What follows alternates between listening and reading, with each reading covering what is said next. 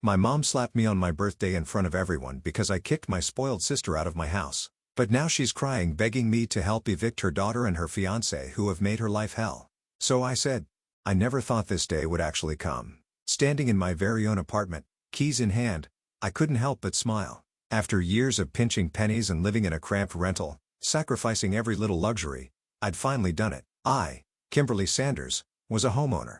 People always told me I was the responsible one in the family. While my younger sister Jessica bounced from boyfriend to boyfriend, living off their generosity, I worked my way up at Thompson & Associates, saving every extra dollar I could.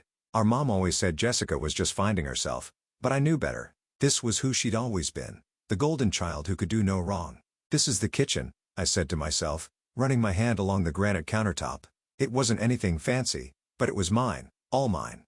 The mortgage payments would be tight, but I'd calculated everything down to the last cent. I'd made spreadsheets, budget plans, everything. That's who I am. The planner, the responsible one, the boring one, as Jessica likes to say. I decided to throw a small housewarming party. Nothing extravagant, just a few close friends from work and my old school buddies.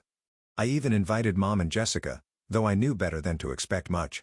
Mom's response was predictable. Oh, honey, I'm just so busy with work this weekend. You know how it is. Jessica didn't even bother to reply. Typical. Sarah from accounting was the first to arrive. Kim, this place is amazing, she exclaimed, handing me a bottle of wine. You actually did it. One by one, my friends arrived. Tom and Rachel from high school brought a houseplant, and my work friend Michael showed up with a cheese plate. The apartment filled with laughter and conversation, the kind that makes a new place feel like home. To Kim, Tom raised his glass later that evening. Who proved that hard work and determination still pay off. Everyone cheered, and I felt tears welling up in my eyes. These people, my chosen family, were here celebrating my achievement. Mom and Jessica's absence stung a little, but I was used to it. They'd always been more interested in each other than in me. It was a quiet Sunday afternoon, 2 weeks after my housewarming party, when the doorbell rang. I wasn't expecting anyone. I was still in my old sweatpants, hair tied up messily, doing some light cleaning around the apartment. When I opened the door, my heart skipped a beat. There stood Mom and Jessica, both wearing those familiar looks I knew all too well. Well, aren't you going to invite us in? Mom pushed past me, her designer purse swinging on her arm. Jessica followed wearing sunglasses indoors like some wannabe celebrity. I wasn't expecting you, I managed to say, still standing by the open door. Mom was already in my kitchen, opening cupboards and drawers like she owned the place. Kimberly, you haven't even started dinner. It's already 4 o'clock. Mom, how could I start dinner when I didn't know you were coming?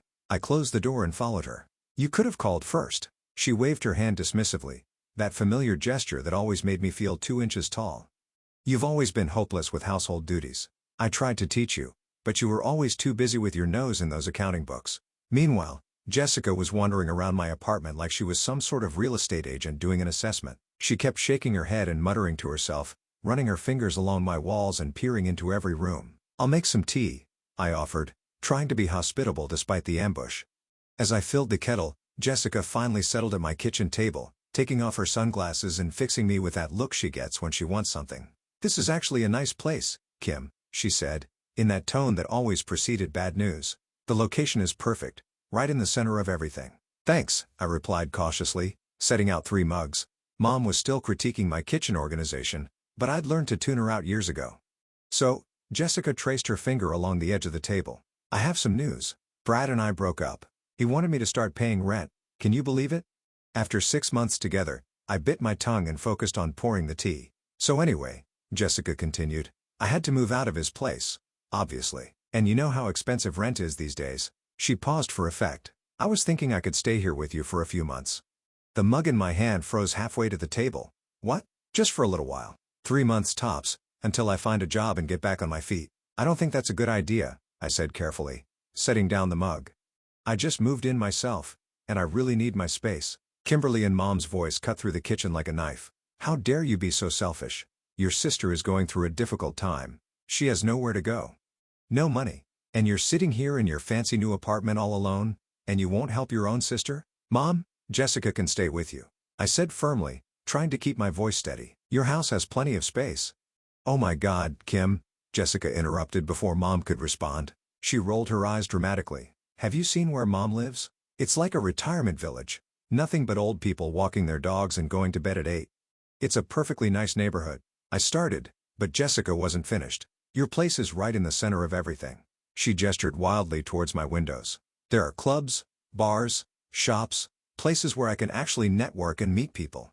How am I supposed to rebuild my life stuck in the suburbs? You're being incredibly selfish, Mom added. After everything we've done for you. They tag-teamed me for what felt like hours. When I stood firm, Jessica would tear up, dabbing at her eyes with a tissue. When that didn't work, Mom would launch into another tirade about family loyalty. Back and forth they went, like a well-rehearsed tennis match. Your father would be so disappointed in you, Mom finally said, pulling out her nuclear option. He always taught you girls to look after each other. What would he think if he could see you now, turning your back on your own sister? That was the blow that broke me. Dad had passed away 5 years ago, and Mom knew exactly how to weaponize his memory. I felt the fight drain out of me like water from a bathtub. Fine, I heard myself say, the word tasting bitter in my mouth. 3 months. That's it. Really? Jessica's tears mysteriously vanished. Oh my God, thank you. Thank you. But there are conditions. I tried to sound firm. You need to find a job, save money, and move out within 3 months. I mean it, Jessica. Of course, of course. She jumped up and threw her arms around me. You're the best sister ever. I'll start job hunting tomorrow. I stood stiffly in her embrace, not returning it. Mom looked smugly satisfied, like a chess player who'd just checkmated her opponent. The next evening, Jessica showed up with 3 enormous suitcases and a bunch of shopping bags. I hadn't even had time to process what I'd agreed to before she was barging through my front door. So, where's my room? She wheeled her suitcases down my hallway, looking around expectantly. She stopped at my bedroom door and peered inside. This one's perfect. The view is amazing. That's my room, I said quickly. You'll be staying in the guest bedroom or you can go back to Mom's. She pouted but didn't argue further. I watched her wheel her suitcases into the smaller bedroom. Her shoulders slumped in obvious disappointment. That first night, I made us both pasta for dinner. Jessica was still arranging her things in the guest room, complaining about the lack of closet space, when I called her to the kitchen table. I figured it was best to set ground rules right away. Okay, so if we're going to live together, we need to establish some boundaries, I said, watching her twirl spaghetti around her fork. First rule, no loud noise. I have to wake up early for work, and the walls here aren't that thick. Fine, fine. She took a bite of pasta. This is really good, by the way. Second, we need to be careful with utilities. That means no hour-long showers. I gave her a pointed look, remembering Mom's water bills when we were teenagers, and remember to turn off lights when you leave rooms. I'm not 12 anymore, Kim, Jessica protested. I know how to flip a light switch. And most importantly, I continued, ignoring her comment, no guests without asking me first. This is my apartment, and I need to know who's coming and going. Jessica put down her fork and looked me straight in the eye. I understand, Kim. Really. I know I haven't always been reliable in the past. But I want to prove to you that I've changed. I'm going to find a job, save money, and be out of your hair before you know it. She seemed sincere. More sincere than I'd seen her in years. For the first time since this whole situation began, I felt a glimmer of hope. Maybe she really had grown up. Maybe this could work. The first week was surprisingly smooth. I'd leave for work early in the morning, and Jessica would be preparing for her supposed job interviews. She even started cooking dinner. Nothing fancy, but it was nice to come home to a hot meal and a clean kitchen. How was the interview today? I asked one evening over a pretty decent chicken stir-fry she'd made. Really good. She was animated, describing some marketing firm downtown. They said they'd call me back next week. This pattern continued for about 2 weeks. I'd come home to find dinner ready, the apartment tidy, and Jessica full of stories about different companies she'd visited. I started to think that maybe, just maybe, my sister had finally matured. Then things started to change. First, I noticed dishes piling up in the sink. Then the cooking stopped altogether. I'd come home to find Jessica sprawled on my couch, scrolling through her phone. The apartment exactly as I'd left it that morning, or worse. One evening, after a particularly long day at work, I walked in to find her in the same position she'd been in when I left that morning. The only difference was that she'd apparently ordered takeout, for herself only, and left the containers on my coffee table. I had to cook dinner while she continued scrolling through her phone. When the food was ready, she wandered into the kitchen as if she'd been summoned by the smell. Jessica, I said, trying to keep my voice level. I thought we agreed to share the household responsibilities. Ugh, I'm just so tired of cooking and cleaning, she groaned, helping herself to the stir-fry I'd made. It's so boring. How was job hunting today? She shrugged, mouth full of food. Went to another interview. They want like 5 years of experience for an entry-level position. Can you believe that? Did you apply anyway? No way. She scoffed. I'm not going to waste my time on companies with ridiculous requirements like that. A month into our temporary living arrangement, and any hope I had of Jessica changing had completely evaporated. My apartment had become a crash pad for her endless partying. The sound of her phone conversations echoed through the walls all day while I was at work. I could tell because my neighbors complained about the noise. Sorry, can't talk now. I overheard her one morning as I was getting ready for work. Yeah, totally hungover. No, my sister's still here. I know, she's so uptight. That evening, she stumbled in at 2 a.m., reeking of alcohol and cigarettes. I was awake, of course. How could I sleep with her banging around the apartment like a drunk elephant? The next morning, she emerged from her room at noon. Kim, she croaked, still in last night's clothes, I need you to go to the pharmacy. I'm dying here. I need those hangover pills, you know, the ones with the electrolytes? There's water and Advil in the kitchen. You're the worst, she moaned, flopping onto my couch. A good sister would help. I'd finally had enough. That evening, I called Mom. Mom, you need to talk to Jessica, I said as soon as she picked up. She's not even trying to find a job. She's out partying every night, sleeping all day. Oh, Kimberly, Mom interrupted with that familiar dismissive tone. You're making a mountain out of a molehill. She needs time to figure things out. You were always so serious at her age, you never understood how to have fun. The apartment was getting worse by the day. Jessica's room had become a biohazard zone. Dirty plates growing things I didn't want to identify, clothes strewn everywhere, empty wine bottles rolling around on the floor. The few times I tried to clean it, I found moldy coffee cups hidden under piles of laundry. Jessica, I confronted her one evening when she was actually home. This has to stop. You're not looking for work. You're not helping around the house. And your room. That set her off. She stormed into her room, slammed the door, and I heard her immediately dialing her phone. 20 minutes later, my phone rang. Mom. Kimberly and, she screeched before I could even say hello. How dare you harass your sister? She called me crying. Mom, you don't understand? No, you don't understand. She's trying her best and you're constantly criticizing her. I raised you better than this. 2 months dragged by like this. My utility bills had nearly doubled. Jessica took hour-long showers, left every light on, and ran the AC full blast even when she wasn't home. I was spending a fortune on groceries that she devoured without contribution. The kitchen was constantly a mess, with dishes piled up unless I cleaned them myself. Meanwhile, Jessica's social life was thriving. She'd breeze in and out of the apartment at all hours, always dressed for clubs, always meeting different groups of friends. She'd help herself to my food, my wine, my toiletries, anything she could get her hands on. But work? That was apparently beneath her. It happened on Thursday. The sound of keys jangling and drunk giggling woke me from a dead sleep. I squinted at my bedside clock, 3:27 a.m. Another one of Jessica's late-night entrances. But something was different this time. There were 2 voices. I threw on my robe and stepped into the hallway. The sight that greeted me stopped me in my tracks. Jessica was there, barely standing straight, her makeup smeared. But she wasn't alone. A guy I'd never seen before had his arm around her waist.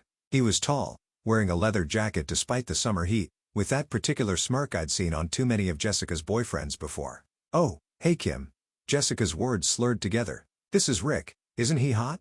Rick gave me a dismissive once-over, then went back to nuzzling Jessica's neck. They started making out right there in my hallway, completely ignoring my presence. Jessica, I said sharply, what is he doing here? They came up for air, and Jessica grinned at me like she was about to share the best news ever. Rick's going to stay with us in my room. His roommate kicked him out. Can you believe it? The shock hit me like a bucket of ice water. Absolutely not. Don't be such a buzzkill. Rick spoke for the first time, his voice dripping with arrogance. Your sister said it wouldn't be a problem. They started kissing again, and Rick's hands started wandering in ways that made me want to bleach my eyes. Stop it, I snapped. Rick, you need to leave now.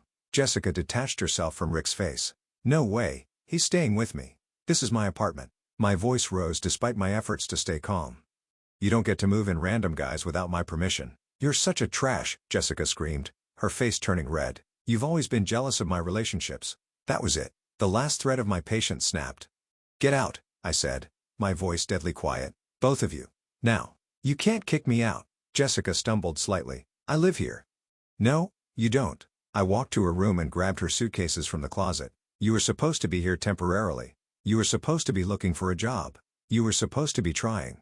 Pack your things. Jessica stared at me for a long moment, then suddenly went into a frenzy of motion. She yanked open drawers in her closet, throwing clothes and belongings haphazardly into her suitcases. Rick stood in the doorway, watching her pack. Within 15 minutes, she had stuffed everything she could into her 3 suitcases, slamming them shut with such force I thought the zippers might break. She grabbed the handles, her knuckles white with anger. "Fine, keep your stupid apartment," she screamed, dragging her suitcases toward the door. "You're a horrible sister. You've always been horrible. I hate you." She stormed out with Rick in tow, hurling every curse word she knew at me as she went. The door slammed so hard my pictures rattled on the walls. I stood in the sudden silence, my hands shaking. It took exactly 58 minutes for my phone to ring. Mom's name flashed on the screen. "How dare you throw your sister out in the middle of the night?" she shrieked without preamble. She could have been hurt. I hung up. Then I turned off my phone completely. The silence in my apartment after Jessica left was almost deafening. I spent the first few days deep cleaning everything. Jessica had left a trail of destruction that needed serious attention. I found moldy dishes under her bed, wine stains on the carpet, and mysterious sticky spots on every surface in the guest room. The garbage bags I filled could have stocked a small landfill.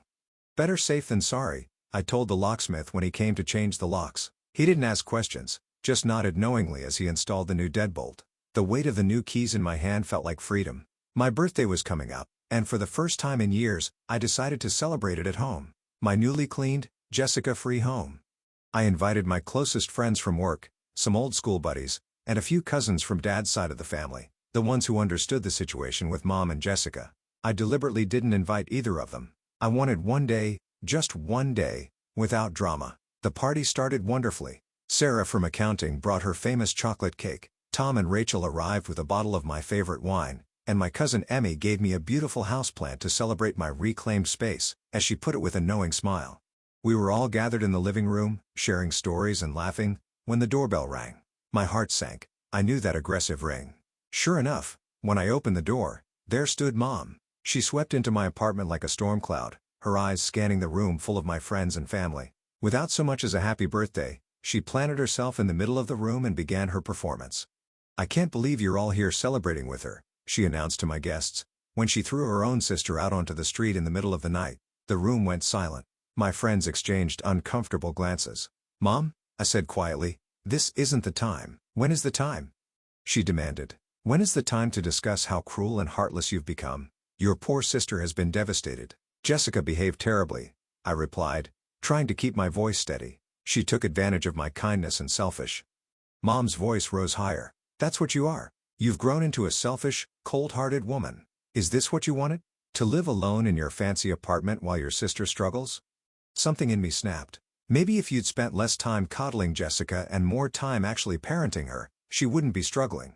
The crack of her palm against my cheek echoed through the silent room. The force of the slap made me stumble backward, my hand flying to my face in shock. "Ungrateful trash," she spat, her voice venomous. "You're no daughter of mine." She turned and stormed out, slamming the door behind her. The silence that followed was deafening. I stood frozen, my cheek burning, tears welling up in my eyes despite my desperate attempt to hold them back. Emma was the first to move, wrapping her arms around me as I finally broke down.